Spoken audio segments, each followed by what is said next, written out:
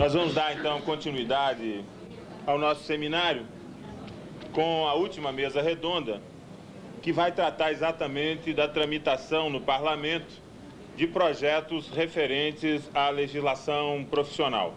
Para compor essa mesa, eu gostaria de convidar o deputado Sérgio Arouca, do PPS do Rio de Janeiro,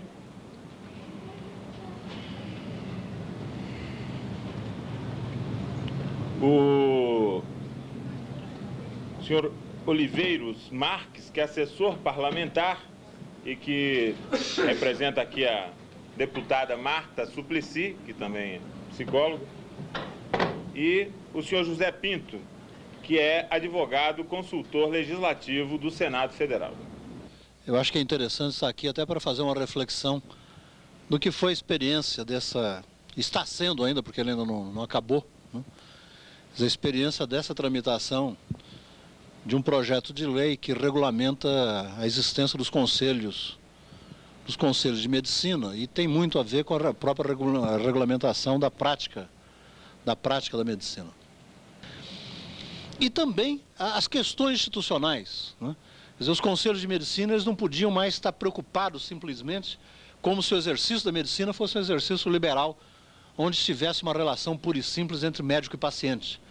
Mas tinha passado a ser uma relação institucional, onde o assalariamento progressivo da categoria começou a colocar questões absolutamente novas para o Conselho, né? Como entrar na questão de assalariamento, como pensar a questão ética diante da demissão e da substituição do demitido por um outro profissional, como começar a repensar a questão de condições éticas de trabalho, que foi um debate completamente novo no interior da medicina, já que não se tratava mais de simplesmente pensar se o diagnóstico foi correto ou errado, se houve um erro médico ou não, mas que existia algo mais do que a relação médico-paciente, que era o ambiente de trabalho e quais as condições que a instituição onde estava se dando aquele trabalho estava colocando para que aquele exercício pudesse ser correto ou não, né? E se entra pelas condições de trabalho, inevitavelmente esse debate colocou uma outra questão. Porque se eu detecto que o médico cometeu uma imperícia ou cometeu erro médico e eu tinha maneiras de começar a discutir e a julgá-lo, e se a instituição não está oferecendo condições de trabalho, o que eu faço? Constato? Simplesmente digo que aquela maternidade está matando as mulheres que estão dando luz e aquelas crianças que estão nascendo naquela maternidade por falta de pediatra ou por não ter condições de berçário, estão deixando que as crianças morram? Então, qual o papel que é colocado a um conselho diante de uma situação institucional como essa? O segundo passo foi começar a discutir a intervenção e o fechamento de instituições por interdição ética. Quer dizer, chegar a um certo momento e dizer, essa condição, essa maternidade não tem condições de funcionar. E realizar uma intervenção ética, uma interdição ética, onde a legislação disponível, evidentemente, para os advogados que estão aqui, que eu não sou, não entendo disso, mas colocava também uma questão absolutamente nova. Quer dizer, cabe a um conselho de uma categoria, né, um conselho de regulamentação da profissão, ter a atribuição legal de estabelecer uma pena, de fechar por condições éticas uma determinada instituição. Ora, mas se eu vou fechar uma instituição, eu tenho que saber onde ela existe. Então também foi colocado ao Conselho uma nova situação, até que para que eu possa fazer a fiscalização dessa instituição, ela tem que ser registrada. E passa então a ter uma discussão que as instituições onde estejam sendo realizados atos médicos teriam que passar por um processo de registro nos conselhos de medicina e conseguir atribuição legal para que diante desse registro fosse feita a fiscalização das condições éticas de trabalho para poder chegar até a penalização pelo erro médico. Então esse tipo de envolvimento progressivo que foi feito muito antes na prática do que em função de qualquer legislação, né, foi tentando ganhar muito mais legitimidade na sociedade por ações em alguns conselhos do Brasil que começaram a estabelecer esse tipo de política e diretriz e, evidentemente, criaram problemas com setores privados da medicina. Depois acabaram acontecendo problemas até com o setor público, porque essas interdições éticas podiam acontecer tanto no hospital municipal como num contratado ou num privado. Enfim, não existia uma separação da natureza jurídica das instituições que estavam sendo fiscalizadas. Esse era o campo onde estava se atuando. E esse movimento dentro do Conselho de Medicina, ele primeiro trabalhou para a elaboração de um novo código de ética, que já refletisse tudo isso, né? E isso foi feito de um debate nacional, com todos os conselhos de medicina, um processo longo, que acho que, se eu não me engano, durou quase que de 1 a 2 anos, em debates pelo Brasil inteiro para a reformulação do Código de Ética. E como decorrência da aprovação desse novo Código de Ética, surgiu a necessidade de uma nova lei. Então, a própria experiência na elaboração do Código de Ética, que foi um debate nacional, com vários documentos, e primeiro rascunho, segundo, terceiro, quarto, quinto, até chegar ao documento final do novo Código de Ética Médica, a mesma metodologia acabou sendo utilizada para a elaboração desse projeto de lei regulamentando os conselhos. Então foi feito um debate nacional em todos os estados, esse debate caminhou para um grande debate nacional, até chegar a ser aprovado depois de muita discussão. Vocês imaginam que essas discussões desses temas que eu estou colocando, elas representavam, não eram homogêneas, se cabe ao Conselho registrar ou não registrar, a mudança nas penalizações que eram submetidas, a interdição de instituições, interdições éticas. Criado esse primeiro, vamos dizer, esse primeiro arcabouço do projeto de lei, eu praticamente fui convidado a apresentá-lo, né? E apresentando, então, entrando numa discussão com já um primeiro rascunho elaborado pelo movimento, que eu acho que até é uma experiência extremamente interessante, né? De relacionamento, de um tipo de relacionamento entre movimentos da sociedade civil e a representação parlamentar, né? Quer dizer, a ideia é que não necessariamente o projeto de lei nasce da cabeça de um parlamentar, né? E tenta regulamentar uma profissão, mas pelo contrário, como estabelecer uma parceria entre o movimento profissional e uma representação parlamentar, aonde o parlamentar vai ser, vamos dizer, o instrumento de transmissão de um projeto de lei que foi discutido e debatido na categoria como um todo, né? Apresentado esse projeto, o primeiro passo, que eu diria, foi tentar obter ao nível da Comissão de Seguridade. Quando o projeto chega na Câmara, ele é distribuído para as comissões permanentes, né? Então, geralmente, existe uma definição pelo mérito do projeto, para que comissão o projeto vai. Um projeto de regulamentação de profissão, ele passa pela Comissão de Constituição e Justiça para ter uma análise sobre a constitucionalidade do projeto e, geralmente, pode passar por 2 comissões permanentes. Uma comissão de mérito, né, que seria o caso de passar, no caso da medicina, passar pela Comissão de Saúde, né? E passa também, geralmente, por uma comissão que tem a ver sobre relações de trabalho. Então, vai para a Comissão de Trabalho. E nós conseguimos que fosse criado um consenso já na Comissão de Saúde, já anteriormente até a própria aprovação do projeto, para que, uma vez o projeto chegando, ele tivesse uma tramitação rápida, porque já existia um certo debate acumulado que levaria já a separar um problema que é crítico, né, em aprovação de qualquer legislação sobre profissões, que é a superposição de profissão, né? Quer dizer, qualquer projeto de lei que comece a colocar em questão superposição de profissões, ele já entra num conflito, né? É complexo. Quer dizer, imaginar profissionais que estejam trabalhando na área de arquitetura, né, com técnicos na área de arquitetura, pessoas ligadas a desígnio industrial, né? Você fazer um projeto regulamentando os arquitetos que incorpore o pessoal do desígnio e pronto, já cria uma confusão enorme, né, e que leva à paralisação do projeto até que isso seja resolvido. Então, uma primeira questão é resolver a área de superposição. Esse projeto, ele já estava, eu diria, muito bem encaminhado, quando ele também, em vez de ficar só na Comissão de Trabalho e na Comissão de Saúde, pelo fato dele envolver os hospitais militares, ele foi enviado à Comissão de Segurança Nacional. E aí ele foi sequestrado, né? Que é um fato absolutamente inédito. Não sei se é inédito, deve ser frequente esse negócio pra caramba, né? Mas na Comissão de Segurança Nacional, que foi exatamente essa questão do hospital militar, né, foi pedido vistas por um deputado que foi o Nobel Moura, Vocês lembram do Nobel Moura, que foi aquele que deu soco lá numa deputada, depois foi cassado. Né? O Nobel Moura pediu vistas do processo. E as vistas eram por 2 sessões. E ele sumiu com o projeto por 4 meses. E não conseguia, não havia Cristo que fizesse ele devolver. Eu falava com o presidente, mas o que você quer que eu faça? Que eu pegue o cara? Aí eu ia para a plenária e falava assim, olha, senhor presidente, eu tenho um projeto que está tramitando, ele foi sequestrado. E como o sequestrador não entrou em contato para definir os termos do resgate, né, eu peço informações do que é que eu faço. Se eu vou à polícia para pedir busca e apreensão, né, se pede uma reconstituição do projeto, bom, e não teve jeito. O projeto só foi reconstituído quando o Nobel Moura foi cassado. E como isso levou a um tempo muito grande, o que eu consegui foi que, como ele não passava pelas comissões, uma possibilidade regimental que é conseguir a assinatura dos líderes, né, e conseguir uma urgência urgentíssima para o projeto. Então ele saiu direto da comissão e foi para plenário. Quando você consegue a urgência urgentíssima, interrompe o processo, a tramitação normal, e o projeto vai direto para plenário, desde que se consiga que o presidente coloque ele na hora do dia.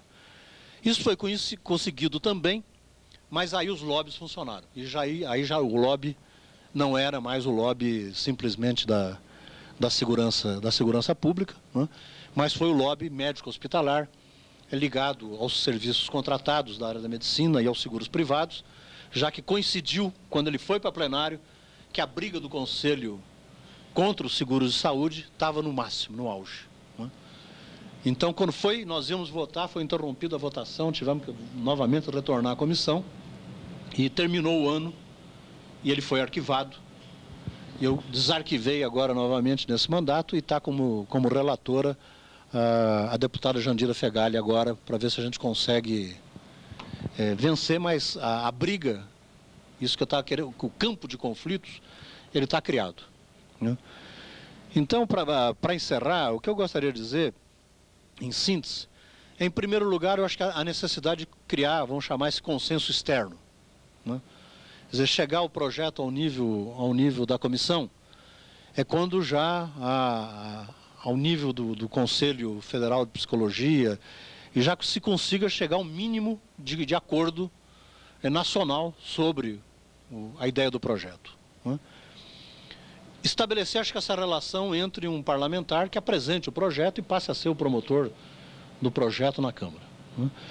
E que, ao mesmo tempo, estabelecer, vamos dizer, essa rede entre outros deputados, que possam funcionar como uma rede de apoio na tramitação, mas já tendo esse aprendizado com o Conselho Federal de Medicina, que, dependendo do conteúdo, tem que se fazer uma previsão em quais comissões vai se dar o conflito, que não vai acontecer necessariamente só na comissão da área temática substantiva.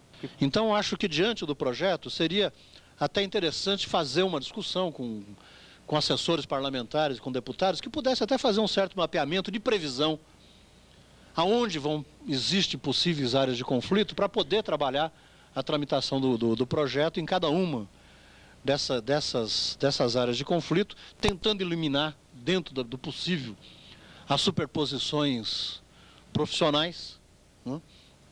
E principalmente, entrando, que foi outra coisa que eu acho que nós acabamos bobeando um pouco, caindo o projeto em qualquer comissão que seja, já existia um acompanhamento permanente do Conselho, ao nível da assessoria das comissões, para que possa interferir na nomeação dos relatores.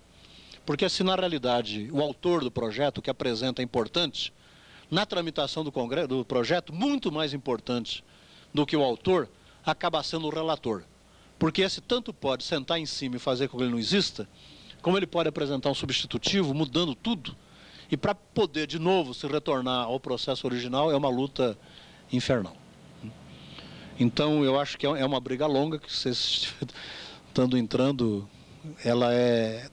acho que tem que aproveitar muito a experiência do que está sendo essa tramitação, né, que ela é complexa, não é fácil, né, e cria áreas de atrito simultâneas dentro da tramitação do Congresso, e uma vigilância, fundamentalmente, porque é uma vigilância que é permanente, porque qualquer hora pode aparecer, de repente, um substitutivo absolutamente novo, que com o pedido de urgência urgentíssima acaba caindo em plenário e ser aprovado sem ninguém se dar conta. Muito obrigado. Nós vamos ouvir, então, agora o José Pinto, não é isso? Que vai, talvez, trazer mais alguns elementos de cuidados que devemos tomar para a tramitação de um projeto de características profissionais. Mas eu gostaria de começar um pouco pelo que o nosso deputado encerrou, que é, na verdade, o seguinte, que é sobre o consenso e o dissenso que se dá na sociedade, ele se reflete no parlamento da mesma forma, né? Quando existe um certo consenso, uma certa convergência de interesse na sociedade, mesmo que sejam de posições as mais diferentes possíveis, até do ponto de vista ideológico, a tramitação legislativa no Congresso Nacional, ela se dá com muito mais tranquilidade. Ou seja, o que é uma tramitação com muito mais tranquilidade? É aquela tramitação que não desperta grande interesse, né, da mídia e dos grandes formadores de opinião e grandes articuladores políticos no Congresso Nacional. Existe uma tendência no Congresso Nacional que vem da legislatura passada e que a gente não sabe ainda qual é o parâmetro dessa legislatura. Em primeiro lugar, quer dizer, o governo do presidente Fernando Collor, no seu início de governo, ele colocou como um dos seus princípios a necessidade de desflexibilizar, né,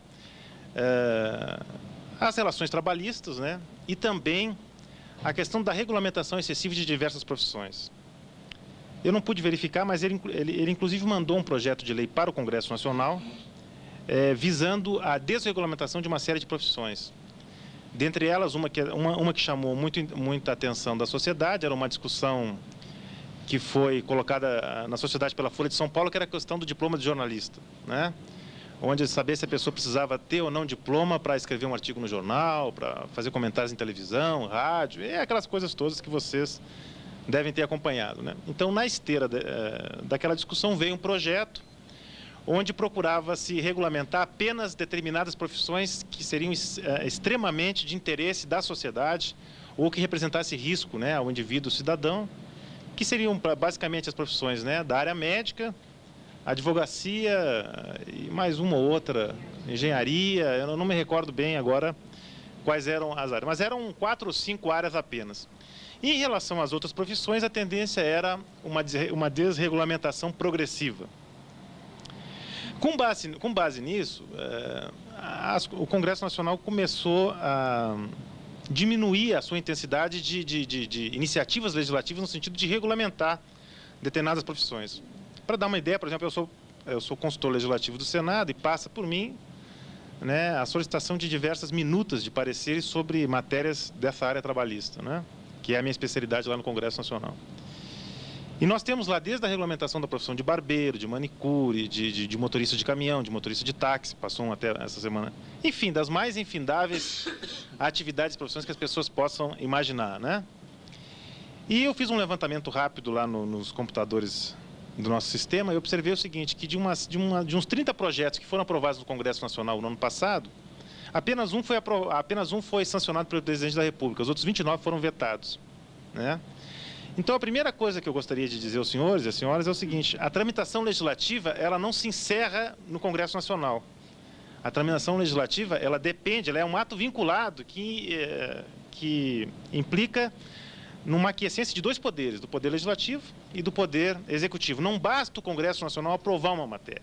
Há necessidade também, depois, de se convencer o Poder Executivo, ou de quem é o chefe desse Poder Executivo, ou a sua assessoria, ou o ministro da área mais próxima, para que haja uma especial atenção para aquele projeto e que haja a necessidade de se sancionar esse projeto. Porque a derrubada de um veto no Congresso Nacional, e o nosso deputado é testemunha disso, é uma das maiores dificuldades que existe. Por exemplo, uma coisa muito comum é procurar se legislar sobre matéria que não é de iniciativa do Congresso Nacional, né? Então, por exemplo, vocês devem ter muita situação que é o seguinte, muitos psicólogos, muitos médicos, muitos enfermeiros, pessoal ligado a essa área, são, em muitos casos, servidores públicos também, né? Ou a nível municipal, ou a nível estadual, federal, de autarquias, de fundações. E muitas vezes se imaginam que, através de um projeto de lei de regulamentação, é possível regulamentar também essas situações de serviço público, né? Que aí já existe uma dificuldade um pouco maior, né? porque, a princípio, determinadas regras de ordem geral e ordem pública, né, a administração pública tem que observar, como no caso, por exemplo, alguns critérios de jornada, né, prerrogativas do exercício da função e tal. Mas, por exemplo, outras questões como remuneração, como planos de carreira, como atividades e atribuições inerentes a determinados cargos, né, por exemplo, uma pessoa que exerce é psicólogo num órgão, outra é psicólogo num outro órgão, tem determinadas atividades diferentes, que isso são regulamentadas muitas vezes por leis, né, administrativas, seja federal, estadual, né, ou municipal. Então, essa é uma restrição que se faz, e por isso a necessidade de se observar muito bem na formulação da proposta, para que não se misture um pouco, né, aquilo que é uma atribuição do Congresso Nacional, que seria regulamentar genericamente, e também do ponto de vista mais do exercício profissional, não se adentrando muito em questões que dizem respeito a questões relativas à administração pública, porque aí a iniciativa seria, né, do chefe do Poder Executivo da esfera de competência e tornaria, né, parte ou todo o projeto inconstitucional. Então, essa seria uma primeira restrição. Outra questão quer dizer, né, essa articulação, como foi feito nesse caso que o deputado falou, da articulação para se apresentar um projeto, né? E aí tem que ser o cuidado, muitas vezes também, que eu acho que é importante, é de se observar dentro do Congresso Nacional, que dentro do Congresso existem muitos grupos, né?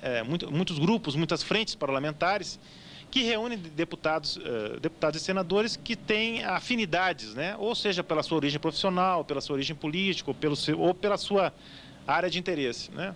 Então, muitas vezes, verificar se isso não gera algum tipo de suscetibilidade e tal, e tentar articular esses setores, né, ou a maioria desses deputados que integram essas áreas de articulação interna dentro do parlamento. Por exemplo, existe uma frente parlamentar em defesa da saúde, parece na Câmara dos Deputados, existe alguma coisa também no Senado, né, que são deputados das mais diversas, né, deputados de todos os partidos, quase, geralmente fazem parte dessas frentes.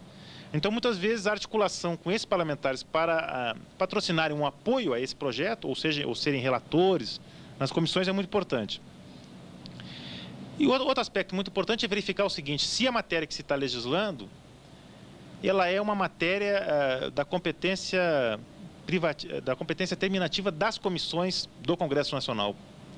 Porque, com o advento da Constituição de 88, se possibilitou que as deliberações do Congresso Nacional podem ser feitas em caráter terminativo no âmbito das suas comissões permanentes, né? Então, isso significa o seguinte, que um projeto que é aprovado, né, para aquelas comissões para o qual ele foi distribuído, e se não houver recurso dentro do prazo regimental, que geralmente é de 5 sessões, a matéria é aprovada naquela casa e vai para outra casa, né? Pode se perguntar o seguinte: bom, qual é a casa que a gente apresenta o projeto? É na Câmara ou no Senado? Aí é indiferente, mas sempre é melhor apresentar. O processo legislativo, ele se inicia ordinariamente pela Câmara dos Deputados. Ele só se inicia no Senado Federal quando é o senador que apresenta o projeto. Em todos os outros casos, qualquer que seja o autor de proposição legislativa, o projeto de lei se inicia na Câmara dos Deputados, né? Só quando é um senador que apresenta um projeto de lei é que ele se inicia no Senado. Mas é mais fácil, é mais difícil aprovar um projeto na Câmara dos Deputados do que no Senado Federal. Porque geralmente é lá que se dá uma discussão mais intensa com a sociedade e tal, e o Senado, na verdade, ele cumpre, até por atribuição constitucional, uma função mais revisional, né? Ele é uma casa revisora, mais para examinar aspectos, e se não houver grande divergência ou grandes assim, problemas de divergência, de disputas, de interesses, o projeto passa com uma certa tranquilidade. Agora, é importante, né, como já foi observado aqui, que aquelas pessoas, né, e entidades interessadas tenham um acompanhamento permanente dessa proposição legislativa. Não existe outro jeito, né? E aí existe vários, a gente que trabalha lá na Câmara dos Deputados, lá no Congresso Nacional, sabe de como atuam, né, e como são eficientes os lobbies de determinados, dos mais diversos interesses, inclusive de lobbies corporativos, né, que existem lá, de várias entidades, e que têm um resultado muito positivo, porque já sabem com quem conversar, conhecem os presidentes das comissões, articulam para quem, né, vai ser o relator. Então, tudo isso, tem projetos que tramitam lá em ritmo, né, acelerado. Quando você vê, o projeto foi aprovado e nem se sabe como, né? Depois tem outra questão que se diz o seguinte: aí são questões mais do exercício da atividade do acompanhamento legislativo, que são táticas para se aprovar projetos, né? Que aí são vários mecanismos que a gente consegue muitas vezes que uma proposição seja, né, aprovada mais rapidamente, que é vamos dizer assim, esse contato com o relator, né?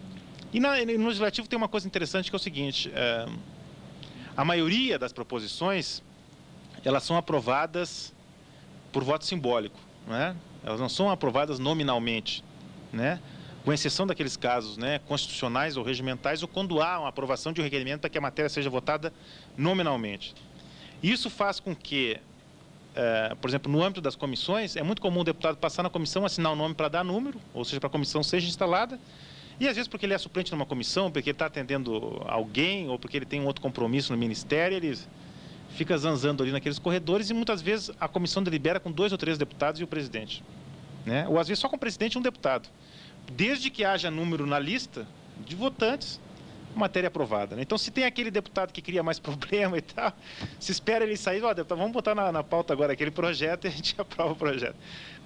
E é fundamental, né, que as entidades tenham um acompanhamento, né, um assessoramento legislativo e tenham algum acompanhamento também jurídico no momento da formulação da proposição, para se evitar, né, muitas vezes que haja uma superposição de áreas, que a matéria seja inconstitucional, esse tipo de coisa. Então, fazer um projeto bem feito tecnicamente. E tem outra coisa muito importante, viu, gente? Que é a justificativa da proposição. A justificativa da proposição, ela tem que ser uma coisa pedagógica, tem que ser uma coisa enxuta, ou seja, né, curta e muito pedagógica, como se estivesse ensinando assim, um processo de alfabetização, né?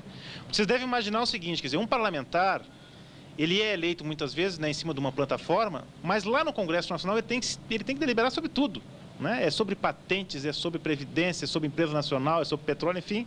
E ele não domina esses assuntos, né? Ele vai muitas vezes com um colega dele, do mesmo partido, que é especialista na área, ou um técnico, ou assessoramento da casa, ou a assessoria da bancada, né? Ou as relações que ele tem na sociedade lhe dão subsídio para que ele possa adotar uma posição política sobre como deliberar sobre determinado assunto. Mas, na maioria dos casos, é um grupo pequeno de parlamentares que entende, que são especialistas na área, né? Então, tem os deputados tributaristas, tem os deputados que entendem da Previdência, tem outros que entendem da saúde, mas, de repente, o deputado pode entender de saúde, mas ele deve não entender de problema de agricultura, ou problema de portos, ou problema, sei lá, né, de transportes, essas coisas todas. Então, fazer uma justificativa, né, do projeto, muito pedagógica, e dizendo, principalmente também mostrando o lado social da questão, né? O alcance social da proposição, quer dizer, como que a população vai ser beneficiada com isso. Sabe aquela coisa assim que o cara lê e quase chora no final, de tão emocionado que fica, pô, isso aqui é uma coisa boa realmente e tal. É como colocar as coisas, né? As palavras, elas transformam o mundo, né? Dependendo da maneira como elas são colocadas, né? E, por outro lado, também, no momento que seja identificada qualquer divergência ou qualquer, assim, início de qualquer sintoma, assim, de alguma preocupação com o projeto, e junto a esse parlamentar, né? Olha, se o senhor tem alguma dúvida, nós estamos aqui para esclarecer, né? Qualquer informação que o senhor quiser, sabe? Porque daí, muitas vezes a pessoa, ela é instigada por algum outro interesse a assustar algum tipo de projeto, porque há uma briga, às vezes até pessoal de algumas pessoas, ou uma disputa política, muitas vezes, né? Isso o mundo das relações humanas é assim, então existe de tudo, né? As motivações que levam as pessoas a fazerem as coisas, vocês são psicólogos, né? Devem saber melhor dessas coisas que a gente, né? São as mais infindáveis possíveis. Então, qualquer tipo de reação inicial, ir lá, convencer e tal, e ter sempre, né, que possível, não digo um caderninho desse aqui, porque é já muito extenso, mas um materialzinho, né, um folderzinho assim, simples, onde esteja ali um resumo da situação, né? Alguma opinião, de repente, de técnicos importantes, né? Reconhecidamente pela sociedade, né? Se de repente um médico de renome está apoiando, ou um psicólogo, sei lá, na área da saúde, né? O ministro, né? Ou um ex-ministro, sei lá, né? Isso tudo tem um certo peso, porque na hora de ser votado, essas questões todas são consideradas, né? E as pessoas votam por diversos motivos, por vezes porque é amigo, esse aqui é meu amigo, então se ele disse, então é uma coisa boa e tal, vamos aprovar, né?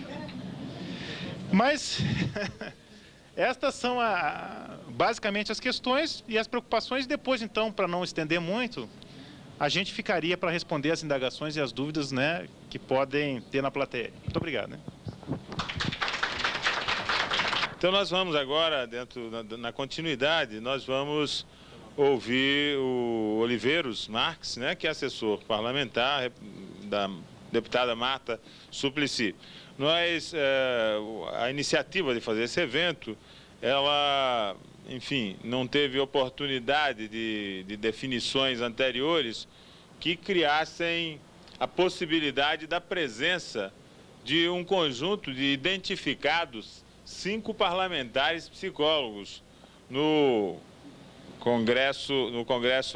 na Câmara dos Deputados. E nós achamos muito interessante, porque a Maria Helena falava um pouco aqui da juventude dessa profissão, e profissão para ter deputado precisa ter tradição, né? Eu acho que o mundo da política, como dizia o José Pinto, o mundo das coisas humanas. Então é necessário ter uma certa tradição, né? Ter uma certa implantação social, uma certa ressonância social, que vai acabar se traduzindo, inclusive, nesta possibilidade. Na possibilidade de termos parlamentares eleitos que são dessa profissão. Os psicólogos estão vagarosamente nessa caminhada, né? Mas, infelizmente, por uma série de motivos, não foi possível a mesa ser organizada dessa maneira. Certamente, em outra oportunidade o faremos, mas vamos ter aqui, então, a palavra do Oliveiros Marques, que representa a deputada Marta Suplicy, sabidamente psicóloga. Que eu acho fundamental, antes do projeto, inclusive, da entrada, antes que algum parlamentar apresente o projeto, que ele esteja bastante azeitado entre a categoria, né? Sob pena dele ser implodido. Se ele tiver 70% de adesão da categoria, ele pode ser explodido no Congresso por outros 5% que estejam contrários, que não estejam sabendo da discussão. Eu não quero um consenso de 100%, não é isso, né? Mas que seja dado possibilidade a toda a categoria discutir. É óbvio que nem toda a categoria, por os diversos fatores, vai concordar com o teor do projeto, mas que lhe seja dada a possibilidade de conhecer o teor do projeto, né? Porque um argumento que pega muito no lobby contrário é de que eu sou psicólogo, eu não sou, né? Mas eu sou psicólogo e nem fiquei sabendo dessa história, né? Então é aquela questão, são aquelas pessoas que hoje estão lá no Conselho Federal, que amanhã querem estar no Conselho Nacional e que elaboraram o projeto, aquela história do por cima, né? Então isso pega muito, né? Porque demonstra um princípio não democrático da discussão e da elaboração de um projeto desse teor. Então, a advertência aqui, pela 5ª vez que eu faço, é justamente essa, né? De que a discussão aconteça de fato. Eu acho que o Arouca, quando expôs o trabalho que eles fizeram em relação à questão dos médicos, eu acho que deixou claro isso, né? Essa necessidade de tu discutires, de tu, como o movimento sindical diz, de tu desceres para a base e fazer essa discussão com o maior número possível de representantes da categoria. Bom, essa questão que o Arouca também colocou, da limpeza, né? De não colocar no mesmo projeto. Outro argumento, não sei se o Zé Pinto concorda, a questão da reserva de mercado. É um argumento que pega, né? Esses caras lá do Conselho de Psicologia querem uma reserva de mercado, e que daí eu caio na questão da superposição, né? Daí querem tirar uma lasquinha, sei lá, do parapsicólogo, vamos supor, né? Então acho que essa é uma preocupação que tem que ter, que eu não sei, pelo que a gente percebe, na questão da psicologia, eu acho que não vai ter, né? Dificilmente terá essa possibilidade de superposição. Então, Administradores, pedagogos. Sim, tá. Então essa preocupação acho que é uma que tem que limpar o campo, né? Deixar o mais limpo possível o projeto. Eu queria me permitir, né, fraternalmente, discordar em um ponto do Zé Pinto, até para ter graça aqui, né? Porque senão fica... A questão que tu colocas, Zé, que eu acho que é possível, e que é correta, inclusive, de não chamar atenção, né? Agora, eu acho que nesse caso específico, eu acho que a tática da ofensividade, ela surtiria mais efeito. Porque certamente ela vai ela não vai passar desapercebido esse projeto, um projeto dessa magnitude não vai passar desapercebido dentro do Congresso. Então, eu acho que a tática ofensiva, né, tendo em vista criar um caldo na sociedade, né, sobre o conteúdo do projeto, o objetivo e tal, eu acho que ela pode surtir um efeito melhor do que a gente, e não sei se essa era a tua ideia, mas da gente deixar ver se o projeto passa e tal, porque eu acho que não vai acontecer isso, eu acho que vai chamar atenção e tem que realmente, eu acho que tem que ser ofensivo, né?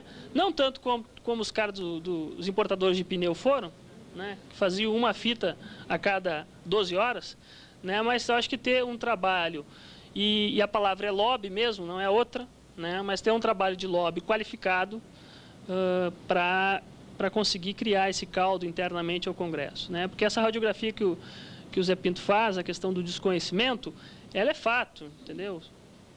Eu chuto por baixo, 95% das coisas que são aprovadas no Congresso, 50% dos deputados não sabem o que votaram. Agora, nesse caso específico, um projeto desse teor, eu tenho quase certeza que ele vai para a Comissão de Seguridade Social e Família, né? E a experiência que eu estou tendo agora, que eu trabalhava com outro deputado, trabalhava com o Fortunati nos últimos 4 anos, comecei com a Marta agora em fevereiro, e daí que eu comecei a acompanhar essa Comissão de Seguridade. E a experiência que eu estou tendo dessa comissão, nessa legislatura, é o seguinte: nada passa lá sem 70%, 80% dos deputados lerem, né? Então, é o inverso do que é o Congresso como um todo. Porque os interesses que rolam naquela comissão, e a bancada, principalmente dos proprietários de hospital, é muito grande naquela comissão, então nada passa sem uma análise bastante apurada dos projetos, né? Ao contrário do que é o Congresso. Então, eu acho que é uma dificuldade que vai se apresentar um projeto desse teor. Em relação à apresentação, né, eu tenho uma experiência dos últimos 4 anos, que se para o parlamentar é interessante que ele apresente o projeto, por exemplo, a Marta adoraria apresentar um projeto que fosse elaborado pelo Conselho Federal, ou futuro Conselho Nacional, como ficar definido, de psicologia. Ela adoraria, né? Agora, eu acho que se um projeto apresentado pelos 5 psicólogos que estão lá no Congresso, eu acho que surtiria mais efeito. Porque para mim e para a Marta seria melhor que ela apresentasse, fosse lá, montasse o palco e tal, ela representante dos psicólogos e tal. Agora, para efetivamente melhorar a possibilidade de aprovação, eu acho que é interessante.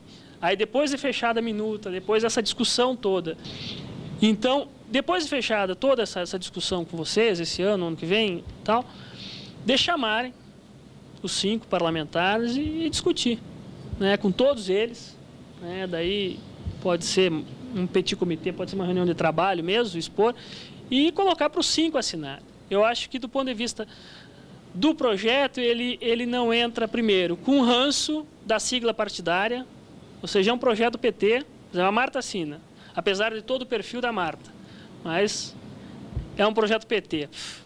Entendeu? Mas se tu pegas um projeto que tem um número maior de siglas partidárias subscrevendo, as resistências tendem a ser menor. A sugestão que eu daria era essa, de se fechar o projeto, se fechar uma minuta, e tendo claro que nem a Marta, que nem os outros 4 parlamentares, terão obrigatoriamente que aceitar os 100% do que saiu daqui. Eu acho que essa possibilidade, do ponto de vista legislativo, a gente costuma jogar no 100, né, para fechar com o relator no 70, no 60, né? Então, acho que vocês podem, inclusive, usar essa tática no projeto de vocês para ter uma margem de negociação, inclusive com quem vai subscrever o projeto, né, para o projeto não ficar descaracterizado.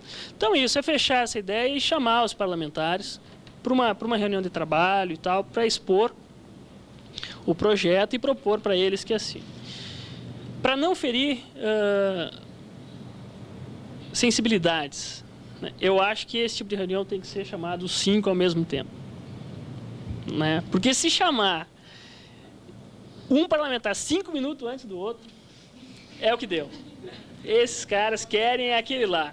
É isso, querem privilegiar aquele parlamentar. Então, acho que tem que fazer isso, chamar os 5 para a mesma reunião, entendeu? E discutir. Mesmo que o Conselho tenha simpatia com outro parlamentar e tal, mesmo que por fora faça essa articulação, entendeu? Mas, publicamente, tem que sair como se esteja negociando com todos os parlamentares, porque senão isso aí fere os melindres, as suscetibilidades lá.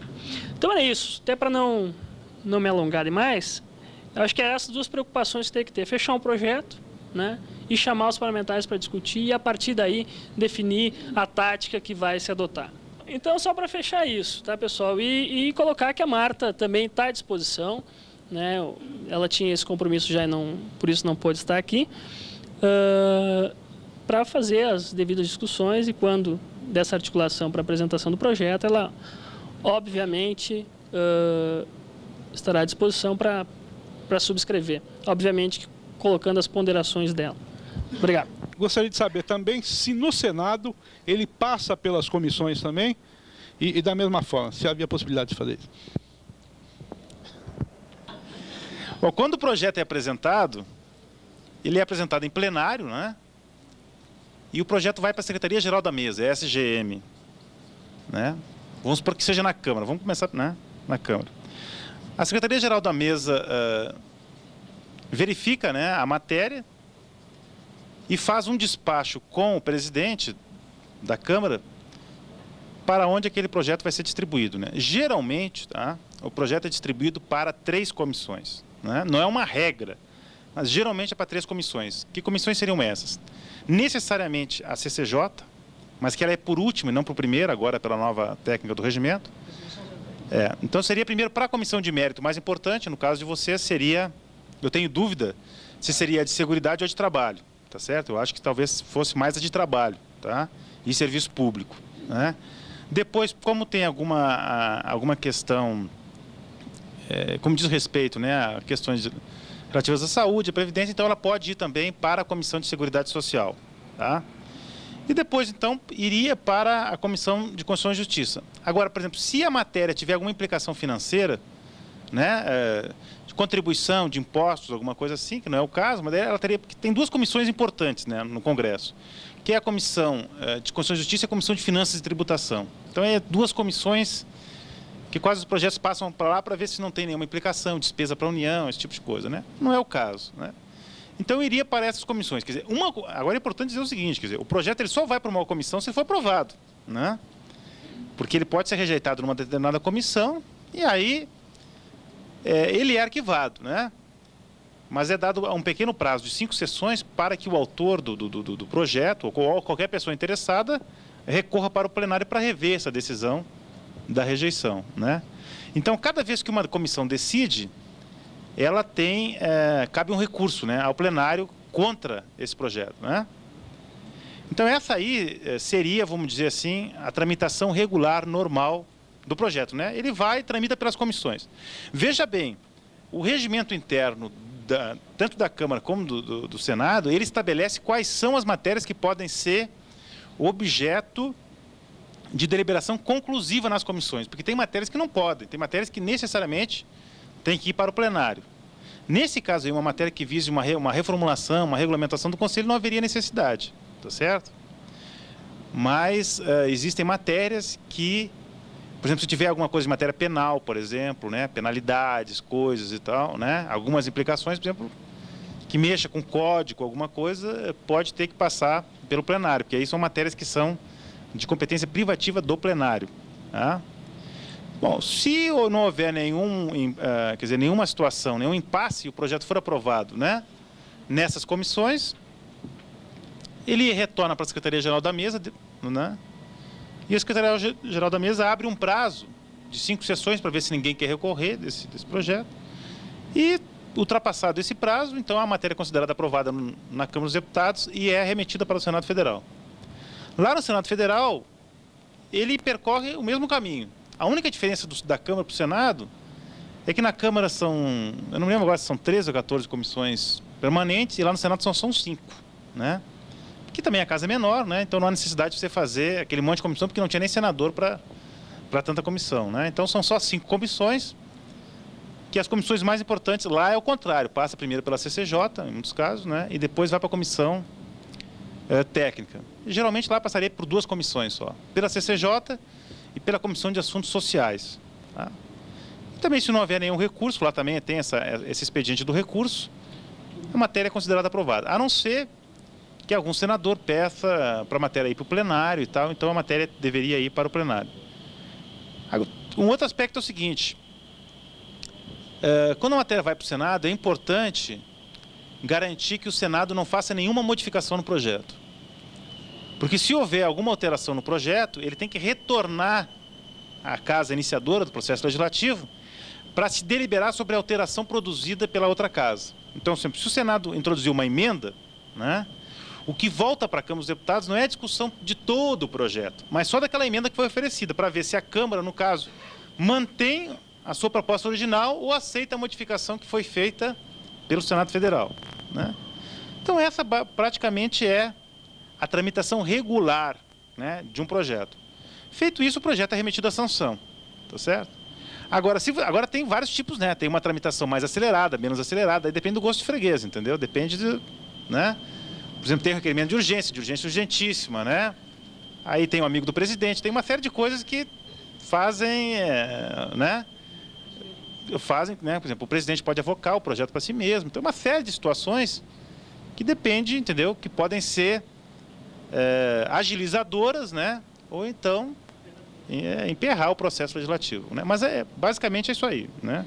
E tem que ter, claro, né, uma articulação muito grande depois a nível de executivo, né?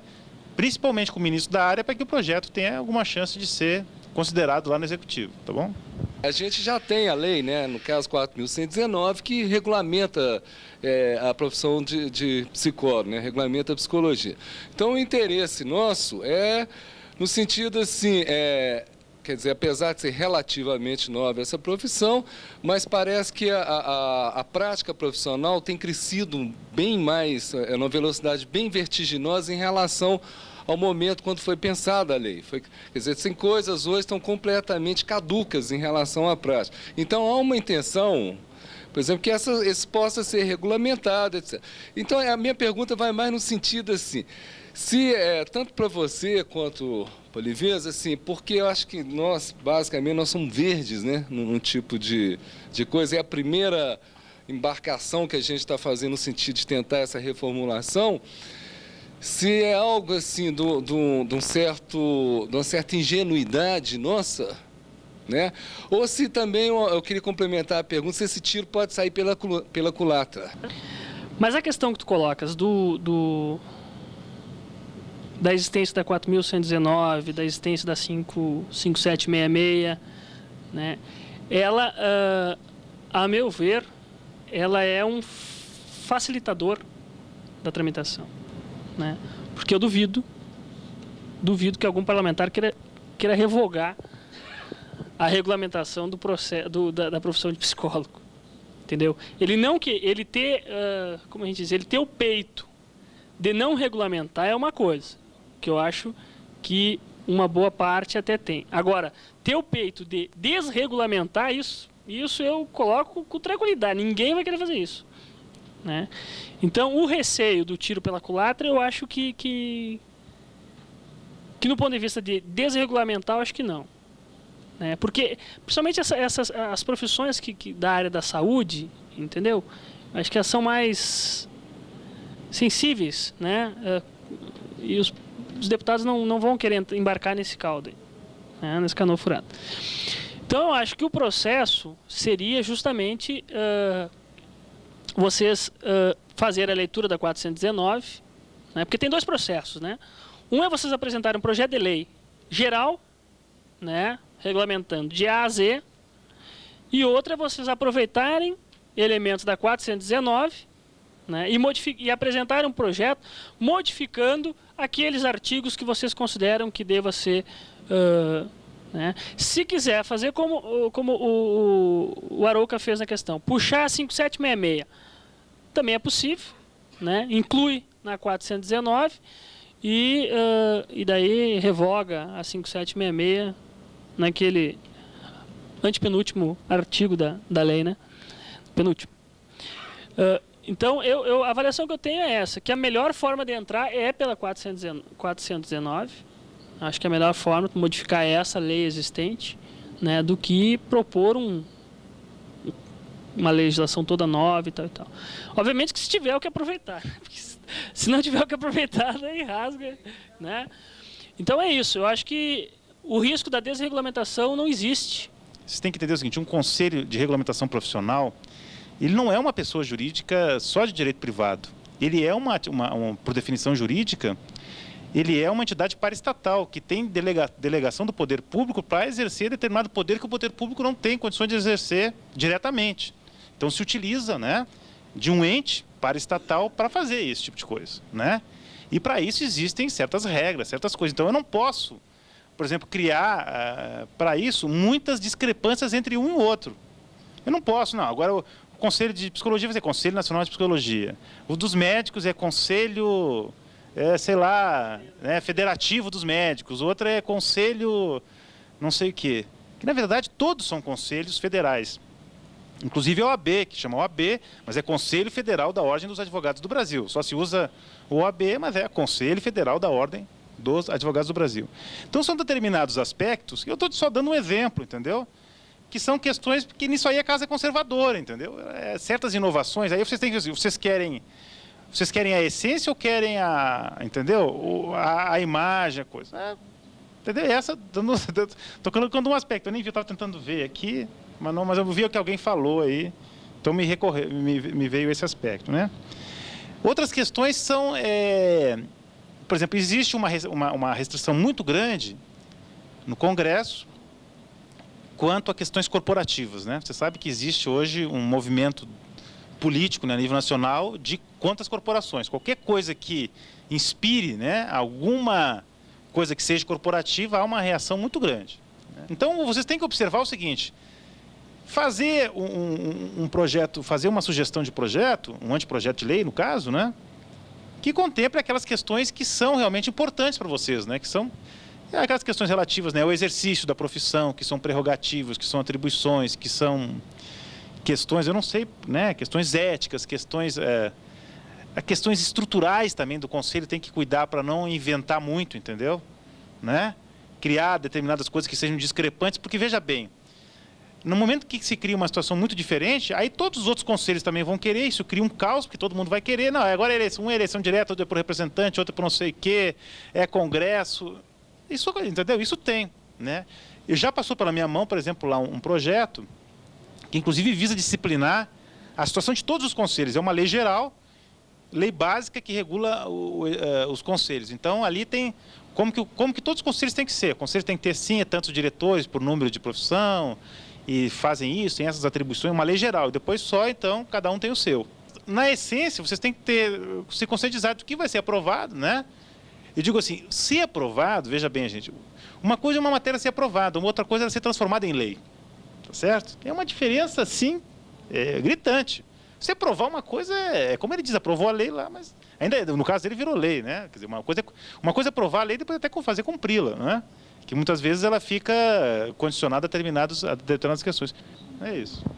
É necessário se habilitar nesse jogo ou, caso contrário, não teremos muito sucesso. Então, agradecer aos dois, agradecer também aos representantes dos regionais, alguns, inclusive, já se retiraram, o 07, o 01, que enviaram representantes, alguns conselheiros federais que aqui estão assumindo a condição de representante também dos seus regionais, que nos telegrafaram, nos mandaram fax dizendo que o conselheiro federal representa condignamente o regional também. Então, agradecer a todos, ao pessoal que ajudou na organização desse momento. Boa noite e até daqui a pouco.